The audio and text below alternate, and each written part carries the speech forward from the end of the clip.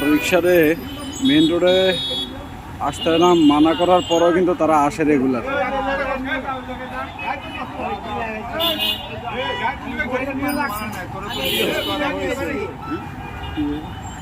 আপনি আপনার আইনের কাজ করেন।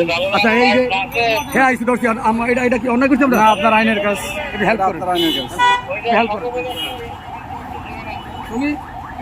মেন রোডে আসা নিষেধ, জানো? আমি আসি না। এটা কি? এটা কি? এটা কোন জায়গা? ছাত্রছাত্রী ছিল তোমার ইয়াতে, ছাত্রছাত্রী হোক। এই শোনো, একটু দাঁড়ান।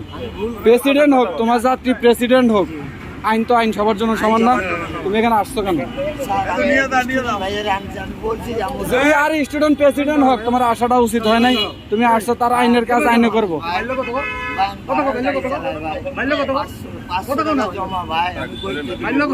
500 টাকা জমা, তোমার এটা আগে মনে ছিল না? আমার ভুল হয়ে গেছে ভাই, আর কোনোদিন দেখবেন না ভাই।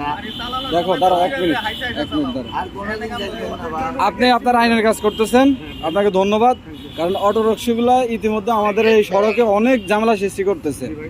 ওরা গরিব মানুষ, ঠিক আছে, কিন্তু ওরা যদি আইন না মানে ঠিক মতো, তাইলে কিন্তু সমস্যা আমাদেরই, ঠিক আছে? সুতরাং ওদেরকে আইন মানাইতে বাধ্য করতে হবে।